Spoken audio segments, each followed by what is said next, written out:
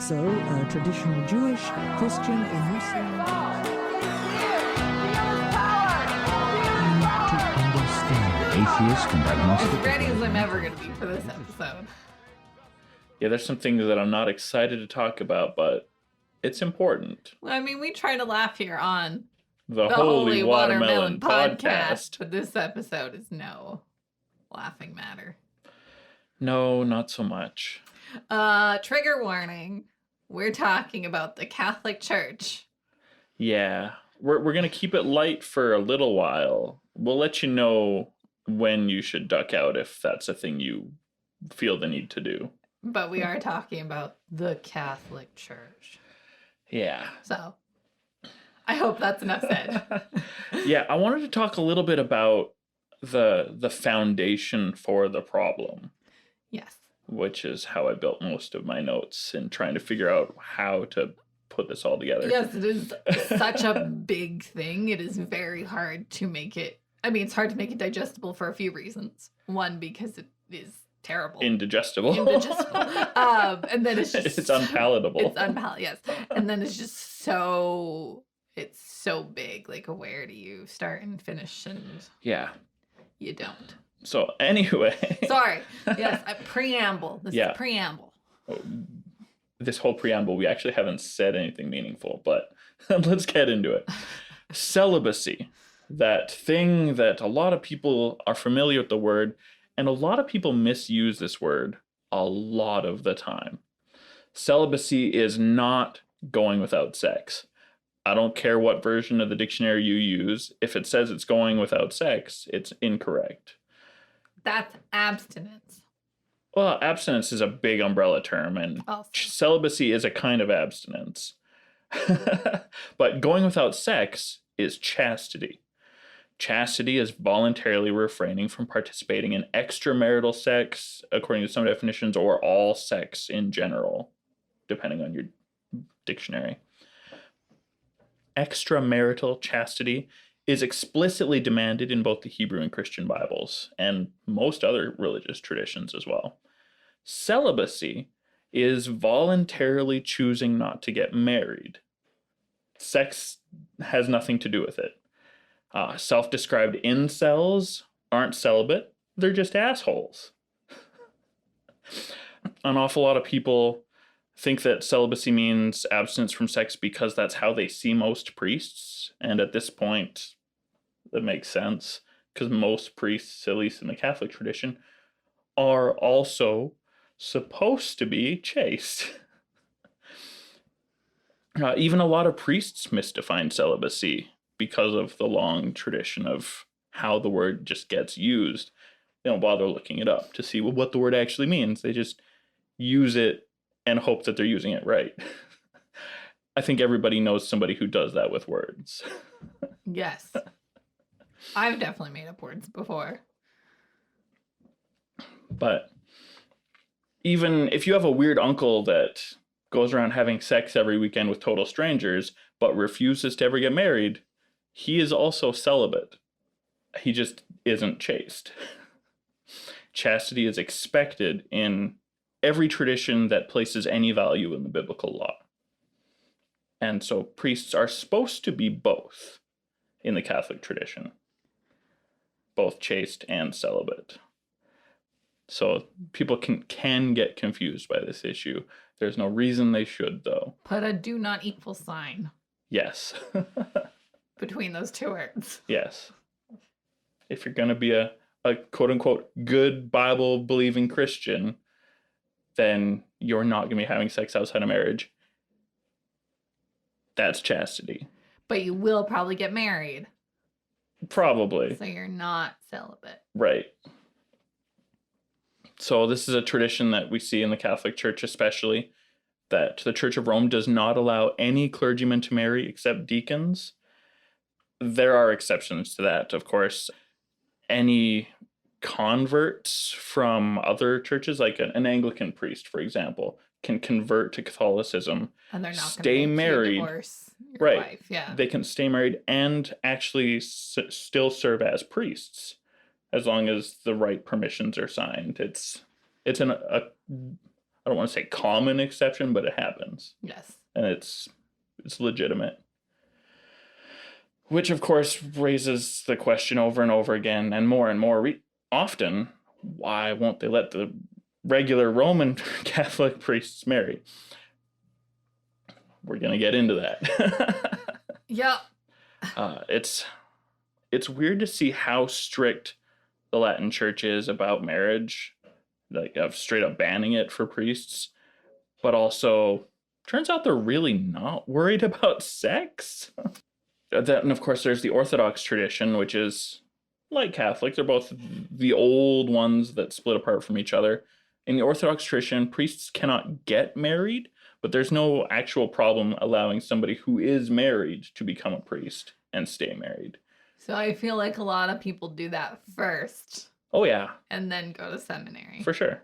Yeah. In fact, there's a nice tradition in some parts of the world where there's a family tradition of raising priests. Like, I served as a priest, and so my son's going to do the same, but he's going to get married first. That's normal. Sounds even healthy. Right? It really is.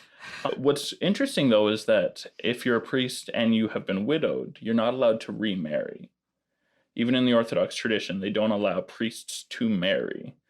You got to be married first, and then that's just the way it goes. I think women outlive men more times than not. Right? So both churches, both the Orthodox and Catholic churches, claim that these are necessary policies, and they acknowledge that they're not any sort of dogmatic law. It's not that we believe this law came from God. It's just over thousands of years, we've noticed this is a policy that we're pretty committed to.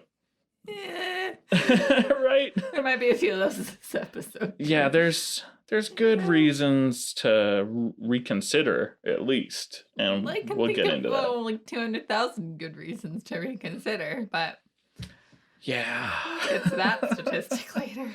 It's as sad as you think it is. Yes. On the flip side, Protestants generally encourage clergy to be married, even their bishops, which is straight up unheard of in the imperial traditions further east. Yeah, in Protestantism, it's almost weird if your pastor isn't married. Yeah. They got to be repping the good Christian family. Right. Family is a huge deal, just like it was in the Jewish tradition from that all of this comes out of. Yeah. You know, innovations and new decisions and claims of revelation. Weird things happen sometimes. It's kind of interesting, though, that within the Protestant tradition, clerical celibacy is recognized as fully antithetical to good theology and obviously harmful in the real world. We'll get into that later. And to add another layer to that, a lot of Protestant churches will not allow divorced people to serve in the clergy. So you need to be married and never get divorced. Yes. And then, I mean, divorce is still frowned upon in most Christian groups. Yeah. Even if it's allowed, it's still, I think even outside of Christianity, it's still pretty frowned upon, just societally. Yeah. It shouldn't be, but. It's generally, broadly speaking, divorce is a broken promise. But ruining both people's lives within the community because one of them broke the promise is a pretty crappy thing to do. Yes. So Correct. The stigma of divorce is a little ridiculous. Yep. Don't stay with anyone you don't want to be with. Right? It's my PSA for the day. Yeah. And don't be alone with the priest. Yeah. Yeah. Terrible, terrible things. We're going to try and keep it lighthearted, but At least until we have to get into the bad stuff. I mentioned a little bit the history of marriage and the priesthood. Super important in the Israelite and Jewish tradition that the priests of Israel and Judah were expected to be married. Their whole deal was that the priesthood duties were assigned by families for a couple weeks of the year. The priesthood in general was a very patriarchal, lineal family thing. Aren't there gospels that say Jesus would have had to have been married because it was weird to have a Jewish priest that wasn't married? I've never heard of any that say that Jesus was a priest. Prophet person. As a rabbi. Thank you. It would have been weird for him to not be married. Yeah. And Jesus was a very popular and well-known rabbi.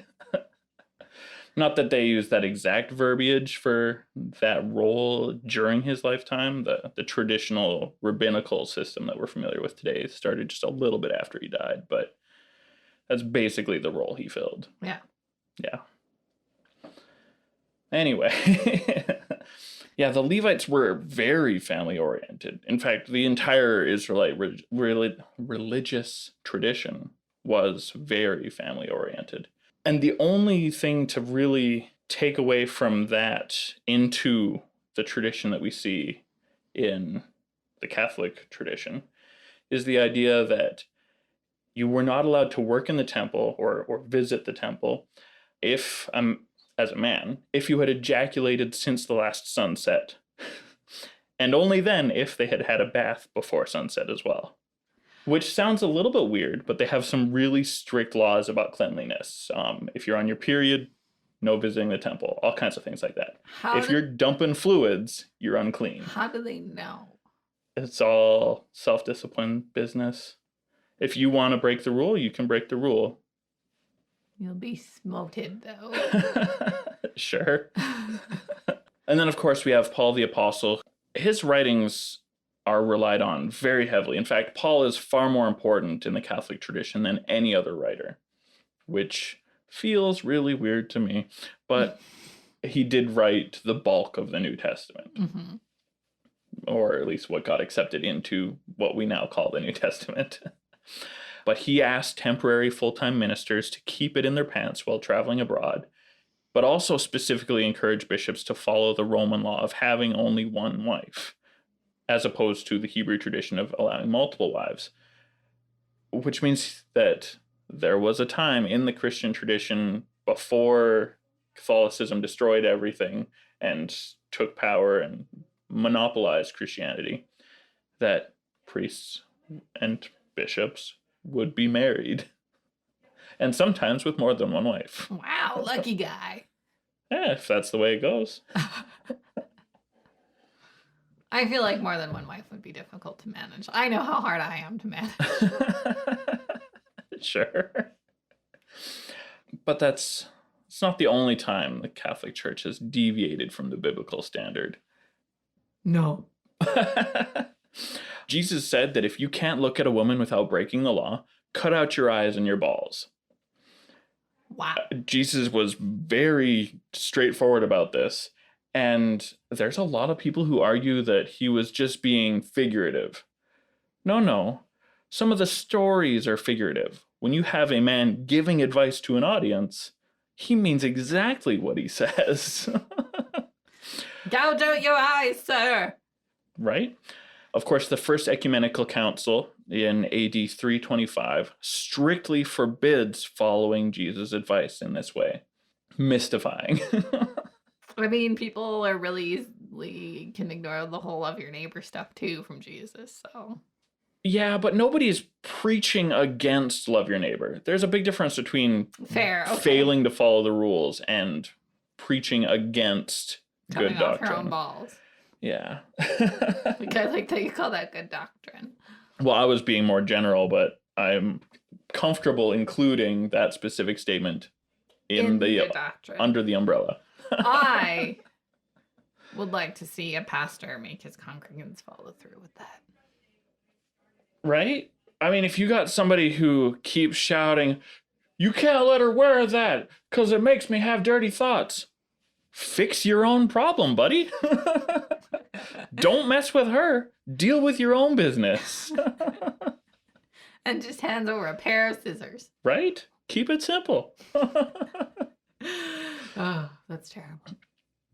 People think a little harder before they shout about somebody else's problems. And the way you dress is nobody else's problem. No, it's not. In fact, speaking about councils, the records of the Council of Elvira, which is in Spain, in the early 4th century of the Christian era, the records of this council are the oldest written records that require priests to be celibate. It also banned the married ones from having sex with their wives at all. That's horrible. And then they couldn't get divorced because this is the 4th century. Right? It's terrible. The logic behind it, of course, is that rule about the Levites of if you have mass every day, then you can't be messing around. This? Yeah. Yeah. It's too bad they can't come up with like a schedule or Just something. quick off the top of my head, morning mass, have sex with your wife in the afternoon, have a shower before sunset, you're good to go for the next day. I'm just thinking like maybe Bob does it Tuesdays, Thursdays, and Saturdays, and you do Monday, Wednesday, and Friday. Like, sure. We're really overcomplicating it here. Right. Well, the number of priests to a parish would have to double for your scheme, wouldn't it? So. Yeah. And the church doesn't want to have to take care of twice as many mouths, especially when they're having a hard time finding volunteers. It's not the perfect solution. I like it, but it's not the perfect solution. Okay. Yours is pretty elegant too, I will say. Morning mass, have sex with your wife, have a shower, all before sunset. Get back to work. And just keep it in your pants overnight. Wash, rinse, repeat. Exactly. Oh, I'm terrible. So the exact line that we have here is from Canon 33 from the Council of Elvira. It says, "It is decided that marriage be altogether prohibited to bishops, priests, and deacons, or to all clerics placed in the ministry, and that they keep away from their wives and not beget children. Whoever does this shall be deprived of the honor of the clerical office." So we're going to get into this a little bit more later. Having kids, you will be deprived from the clerical office. Is that how that ended? This rule is very poorly enforced. Yes. There are some scholars who think that this is meant to reinforce an older policy or practice that had previously been ignored by many. The way it reads doesn't really indicate that. It's kind of ambiguous whether or not that's the case from the wording that we have here. But that's what a lot of people believe, and it's pretty hard to change their minds.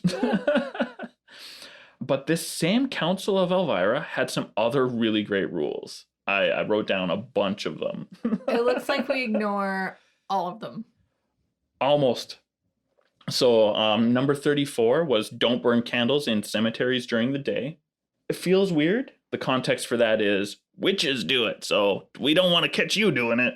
Okay. There, it's a candle. Right? 36 was don't paint icons or pictures on the church walls. Uh-oh. Who's gonna let Francis know? Who's gonna tell Francis? Well, I'm just thinking of Michelangelo and his huge Sistine Chapel. Literally the entire Pope's residence is shit painted on the walls. Right. But here we are. Number 50 was don't share meals with Jews. I'm sorry, I rather enjoy the handful of Jewish men that I share meals with occasionally. But also I'm not Catholic, so I don't have to live by this rule. Jew, David! Yes, he is Jewish. It's funny it's on multiple levels. It's funny. Yeah. Another one that actually bothered me was Canon 59, which says that watching a pagan offer a sacrifice makes you guilty of the same. Yeah.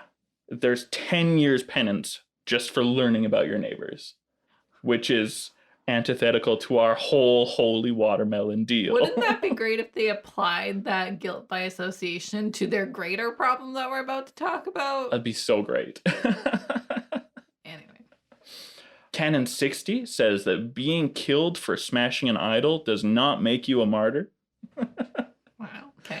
I looked into it because it says that there's no scriptural background for it.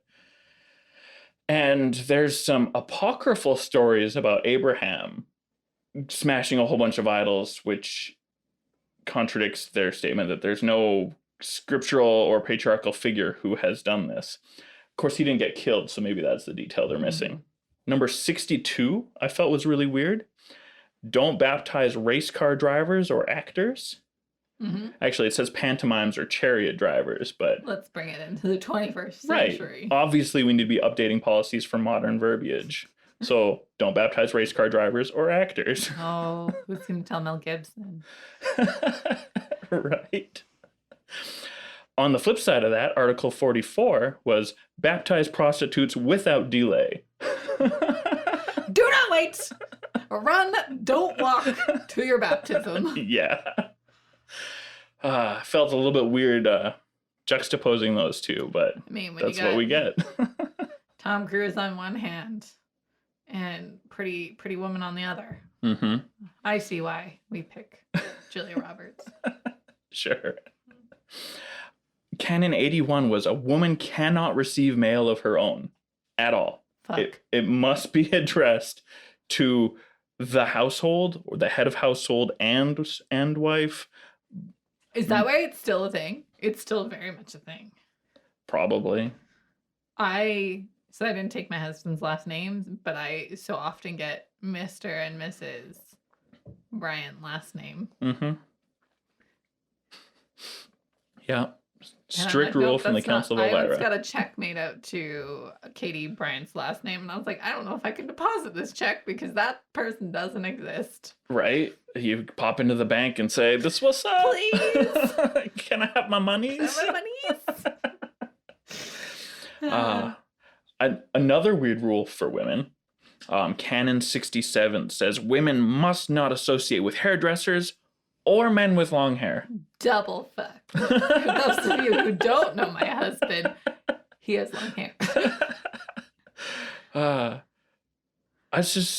I'm thinking of the whole world that we live in. Jesus have long hair? Yes. Okay. Well, okay, so there's a debate about what counts as long hair. Oh, okay. Is a man's hair truly long if it only just rests on his shoulders? That's the line where a lot of people put it. I feel like if you can put it into a ponytail, it's long hair. And Jesus could definitely do a man bun. For sure. Sure, why not? Yeah, so those are some of the really weird ones. And then another couple that bothered me. Canon 63 and 68 basically point out that killing a living child by smothering is far more favorable for your church situation than having an abortion. So it's better to birth a child and then stuff a pillow down his throat. Yeah. Okay. According to the Catholic Church and the Council of Elvira 1800 years ago or 1700 years ago or whatever. Let's not listen to that one. Right? Let's not listen to most of these. I mean, the vast majority of these have been solidly ignored for a while.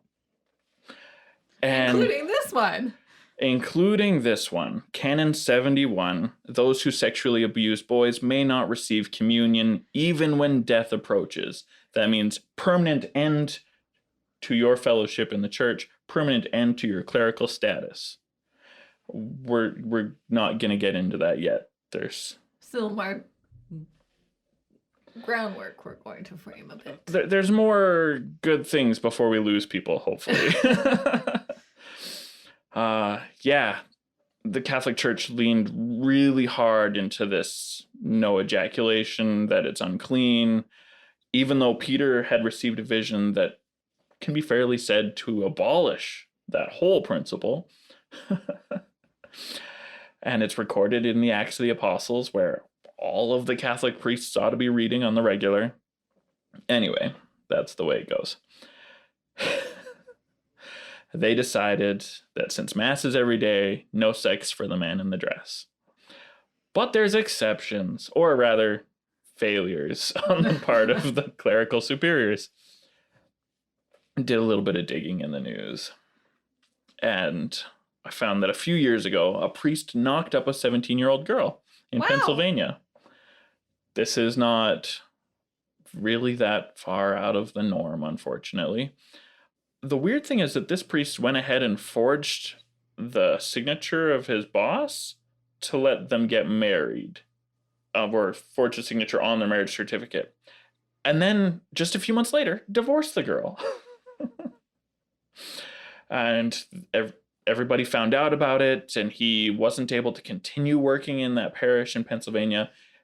But a priest somewhere out of state said, hey, come to my parish, come in this little town. What? They just shuffled him around? Yeah. Oh, foreshadowing. Yeah.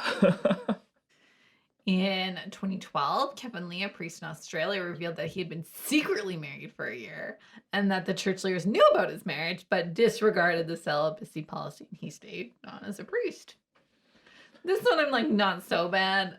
Not as bad as the other one, but he also lied about it. I mean, is secretly married really that much better than forging your bishop's signature? I don't know. I mean, it's better if, as long as he was, I'm assuming, there's no long context here, that he was happily married. It's better than knocking up an underage girl and then divorcing her. Yeah. Presumably after the baby was born, so it wouldn't be a bastard. Not that that matters anymore, but if you're a priest, it probably does. And right. Anyway. Such a weird world we live in. Yep. I just wonder why there are these rules at all. Yeah. Hopefully we've laid some groundwork to understand at least part of the explanation. Whether or not we agree is an entirely separate matter. Fair. I will let it. So looking into this wide world of people who are born to priests, I found this fella named Vincent Doyle, and he's kind of an interesting fella. He was born to a Catholic priest named John Doyle way back in the 80s, the early 80s. And interestingly enough, John wanted to care for the child, and so John and Vincent grew close. And I guess I couldn't find whether Vincent's last name was always Doyle, but I have, from what I found, I've just been assuming that, which should have been a handy flag that says, hey, there's a family relationship between these two people. Though. Could be. And really, that's a lot of how John was involved in Vincent's life, is like a really close, loving uncle. Vincent thought he was his godfather, which may or may not have been a legit on-paper thing. I mean, he was a godfather. Ah! Very nice. Thank you. Anyway, the priest, John, died in 1995 when Vincent was 12 years old. And then years later, when reading some of the things that the priest had written, Vincent found out much later, in 2011, 16 years later, that the priest was his real father. Daddy! He's not really okay with it as he realizes this. This really sucks. No, not surprise parents are never good for anyone. Right. Yeah. So anyway, Vincent launched Coping International just a few years later, but chose not to promote it. His plan was to see how many people would find it on their own through search engines to see how big his problem was in the world. After 2.5 years, 13,500 people from 175 countries found his site just by Googling phrases like children of priests, dad is a priest, pregnant with priest's baby. Oh. Yeah.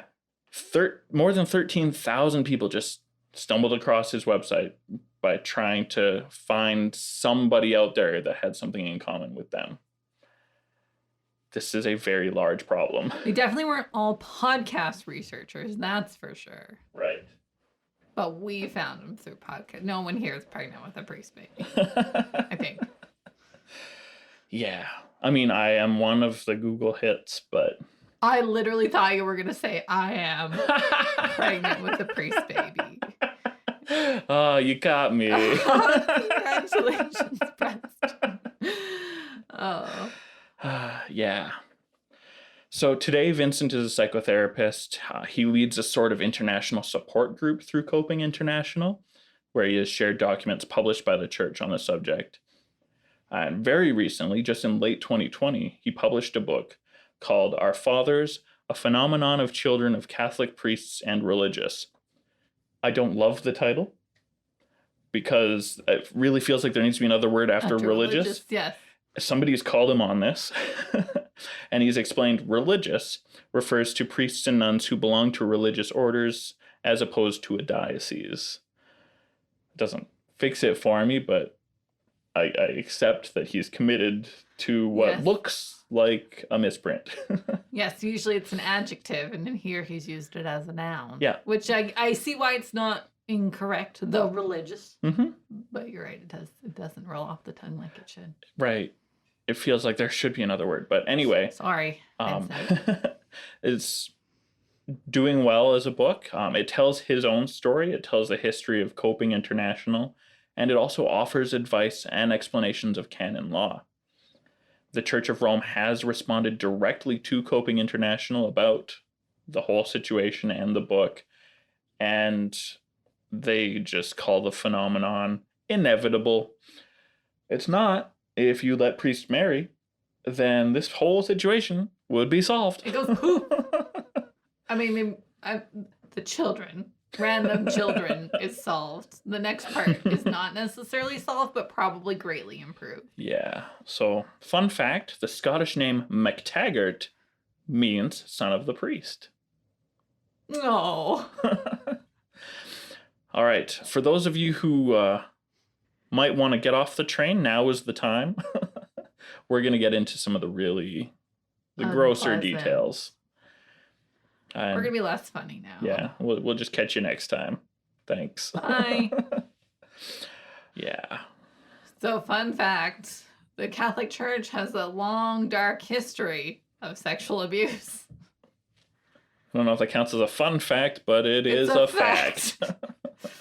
So, as Preston mentioned, the Catholic Church holds its clergymen to outdated standards of sex and gender, the celibacy, chastity, and having an all-male clergy still. There are records of sexual abuse and sexual misconduct that go back as far as the 16th century. And that's just records of sexual abuse. It'd be weird if it was a new thing in the 1500s. Yeah, this is just when we actually wrote things down. Yeah. With the Protestant Reformation, it just, I guess, better record keeping? Maybe? I don't know. Probably a more educated public. Not where it wasn't just the priests keeping records. Generally speaking, I think you're right. The priests wouldn't keep those records. Yeah. So many of the victims at the time were young women who, of course, weren't often believed, and disclosing abuse to an authority would be dangerous for them, and the authority was often the church. This is different from the modern crisis where the majority of victims are young boys. In 1622, Pope Gregory the 15th, he denounced solicitation, so asking these young women for the sexual favors. So at least they knew it was wrong then. What? I mean, it's like, it's weird that that's noteworthy when, like, regularly speaking, if there's a problem in the community, somebody brings it up and says, hey, fix it. Soliciting anybody for sex at any point or position within the Catholic Church is inappropriate unless you're already married. And it's your wife you're soliciting. Yes. Or husband. Very important detail. Yeah, just because you're married doesn't mean you get to solicit anyone. Correct. So a lot of these solicitations would happen, of course, during confession. And, like, I was reading a whole bunch on, like, the mechanics of confession. They're supposed to be, like, you're supposed to be able to see the people, just obviously not hear what they're saying to protect exactly this from happening. Yeah. So gross. And so records show it was cracked down on, but internally only, of course, which we will see more of. So during the Inquisition, heretics were publicly exposed and shamed, but in contrast, those charged with solicitation were dealt with privately. So, I mean, it's basically never stopped. Yeah. It was counted as a smaller problem. A problem, one worth talking about, but not one worth fixing, apparently. No. And then more modernly, so like you said, there's been the shift from young women to, and we'll talk more about reasons they think it's happening and reasons we can, air quotes, fix it.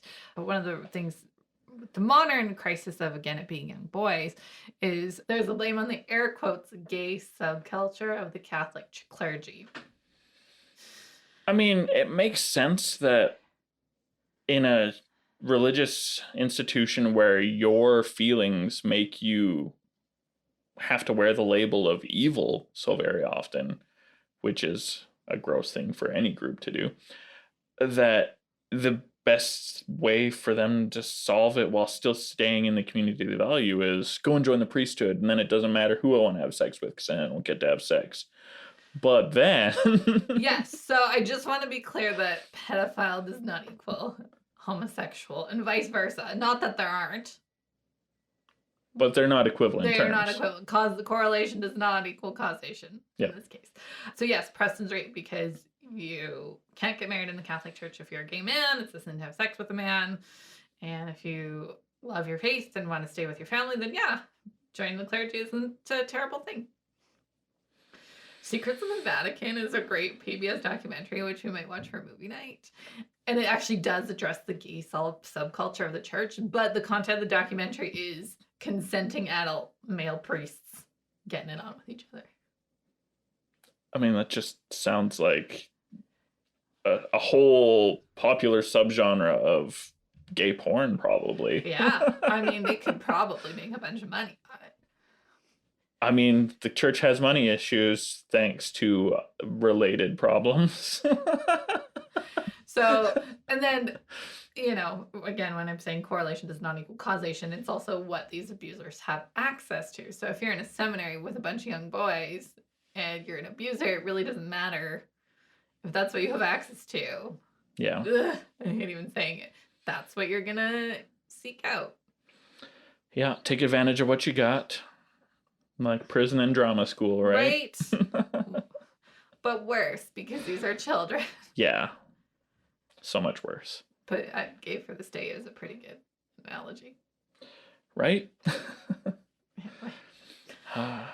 Smoke him if you got him is what they say. And it's so much worse in its context. So bad. So while some reports go back as far as the 1950s, we know that survivors often feel shame for what has happened to them. So cases really started to gain media attention in the 1980s in North America. And by the 2000s, the Catholic Church was facing a global crisis. Mm-hmm. Yeah. And of course, they just shuffled the priests around. We mentioned that one specific case before, and that's just one case of the whole phenomenon that we see worldwide. There's some really awful statistics, and we've managed to pull a few from a few different countries. We don't have global stats. That gets really tricky, but we tried. We got some numbers I'm for sure you. the church has global statistics that they don't want to publish. I'm very confident that that's the case. Since 1950, over 200,000 children in France were sexually abused by clergy members. That's there was nasty. some number related to that. I think it's something like 2,000 or 3,000 pedophiles in the French Catholic Church to get to those numbers. That's awful. Still a lot of kids. I don't even want to say it. Yep. One statistic that I found incredibly staggering, and this, to be fair, this is higher than the global average. But since 1950, 7% of Australian clergymen have had an allegation against them. And most of these accusations happen in the church. So the global rate is 2% of clergy. This is higher. But I always think about... It's weird that Australia is that much worse than the rest of the world. That seems unlikely. I could see Australia being twice as bad as the global average. There's probably countries that haven't disclosed nearly as much as... Could be I don't the want to case. say Western countries, but if you think there's probably countries that haven't disclosed.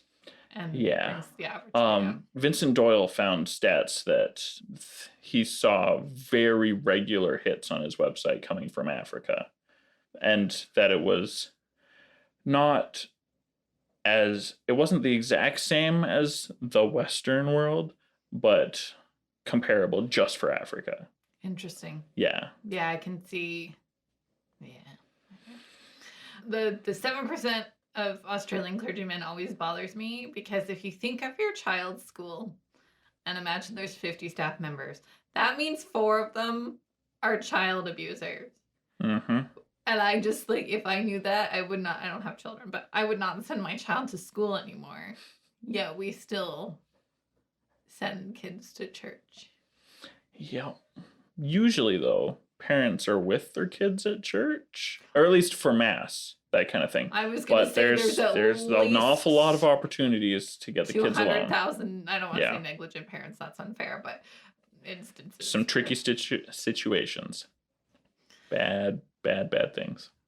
Between 1975 and 2018, 314 minors, mostly boys under the age of 14, were sexually abused in Cologne, Germany. That's just Cologne, not Germany. Yep. Yeah. An investigation of the whole country of Germany found that 1,670 clergymen had committed some kind of sexual attack against more than 3,600 minors. Boys mostly under 13. Ugh. Yeah, between 1946 and 2014. That's staggering numbers. The official report says that this is certainly an underestimation. So the news does not get better. No, Ireland is one of the worst offenders. So an investigation found that 15,000 victims were sexually abused between 1970 and 1990, so only 20 years. And that since that time, the church has been so obsessively concealed the abuse, they couldn't get any reliable stats. Yeah, if you remember our last episode, Ireland and the Catholic Church are real tight. It is interesting. The more, let's say, conservative or devout a country is, the scarier the numbers per capita are. Yeah. It's not that people behave better in an ultra-conservative environment. It's just that they hide their issues more. Yeah, because you're, air quotes, supposed to be better. Yeah. Yeah. And hiding things often makes the problem worse. Yeah, terrible things. In the USA, a little closer to home, more than 11,000 victims have come forward, and the church has paid hundreds of millions of dollars in settlements just to get those people to go away. Yes, very few of these ever actually go to, like, the police level of anything. Yeah. At best, they just get dismissed by the Catholic Church. Yeah, there's no jail time happening. There's a report of 11,000 names. Not the exact same 11,000 that I just cited for the USA, but the John Jay report goes through 11,000 allegations. And they found that of the ones that they investigated, 81% of the victims were male. That's a huge problem considering the relationship the church has with the queer community and homosexuality. Mm-hmm. 22% of victims were younger than age 10. 51% were between the ages of 11 and 14. And 27% were between the ages of 15 and 17. Of course, we're only counting abuse of minors in all of this. Yeah. These ages are really gross. Yeah. But of course, during the pandemic in 2020, the U.S. government gave the church $1.4 billion. Is this not a violation of the separation of church and state? I believe that it is. I told my dad and he didn't believe me. He was like, is that from a reputable website? And I was like, yeah. And I like pulled up Forbes and CBC and CNN. I was like, look. Yeah. The First Amendment to the American Constitution has this fancy establishment clause that prohibits the government from making any law respecting an establishment of religion.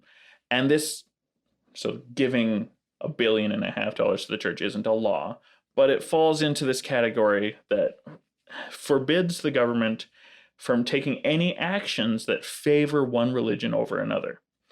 It was designed with the express intent of preventing the tax dollars of any citizen from going to any church to which they do not belong. Perfect.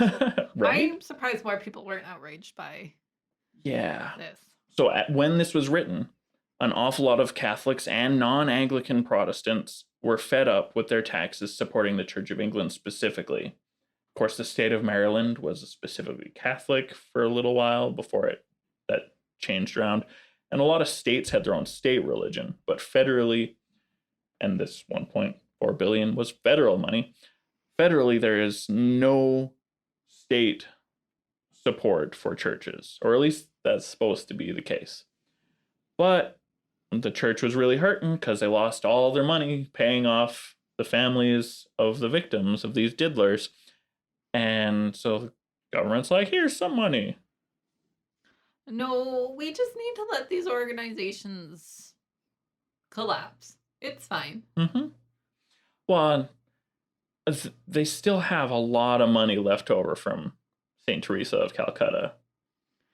Yeah, if it's such a big, like, if your parishioners feel so passionately about it, they'll keep you afloat. Right? I'm not saying that's a good thing, but like, That is the reality. That's how a fair market works. yeah. You can't have them tax exempt and then give them money. Right? Yeah, it's all a terrible mess.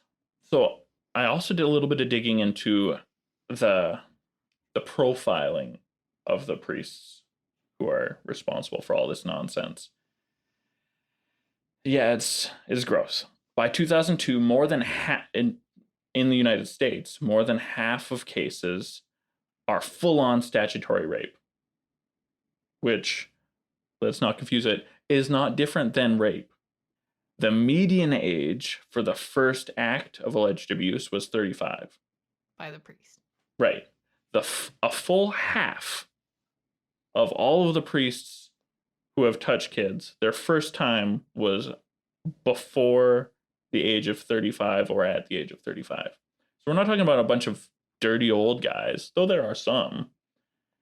We're a lot of young men, which when you're trying to convince a minor to have sex, I guess it helps if you're younger. I don't know. Terrible. Only 19% of priests had a substance abuse problem at the time of their first infraction. This number may have grown for more. Hard to say. Only about 7% were reported to have actually been under the influence of intoxicants. They all knew what they were doing. This is not something you can put on to something else. Right. 59% were accused of only a single allegation, which, I mean, it's still a problem. But that means only 41% have done this more than once that we know about. But that means they've done it a lot, because how do you get those kind of numbers? Right? Oh, I don't like this episode. Gross. We're almost done with the terrible, terrible things. Just under 3% of priests were the subject of 10 or more allegations.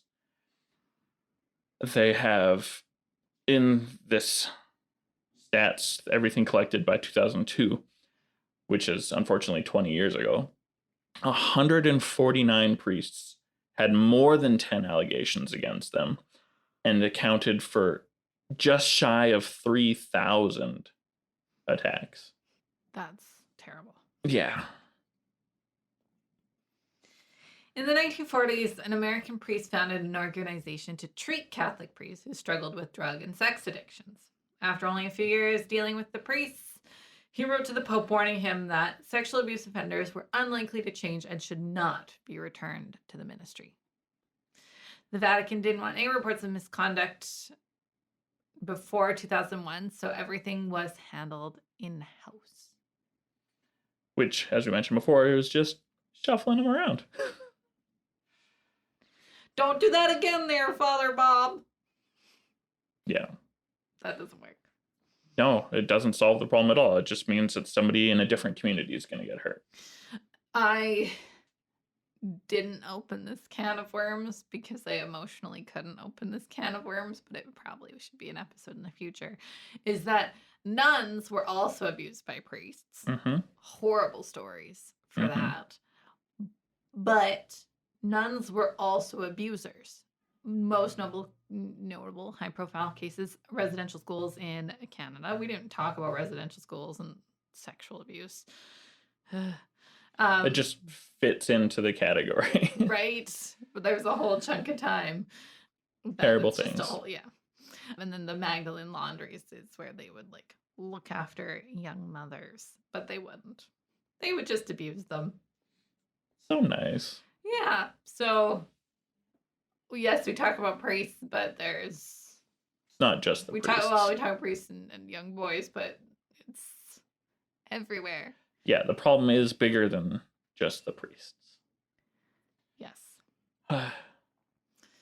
So what causes this? How do we fix it? We are not meant. Francis needs to fix it. We don't have the power to make the No, change. I'm an atheist. They don't even look at me. And the Catholic Church has no interest in me either.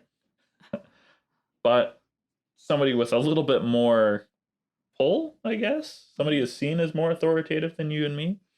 In Australia, there was a public inquiry back 2015 that came back with some results on how to prevent child sex abuse in the Catholic Church. Yeah, it's unbelievable. Because they said you need to let the priest get married. What? They say this is likely the number one cause of rampant sex abuse within the church. But we also know the Catholic Church isn't the only institution with an abuse problem. That's not a good defense. No, but yeah, I mean, if you let priests get married, obviously we want it to drop by more, but even if it dropped by 10%, because people got to get married, it'd be amazing. And then I mean, if you that's a could let really people be conservative gay- estimate. Well, because some people are just actually horrible people Yeah, that's true. and will abuse regardless of whether they're married or not. Yeah, Josh Duggar. Right? I hope his kids are out of that house.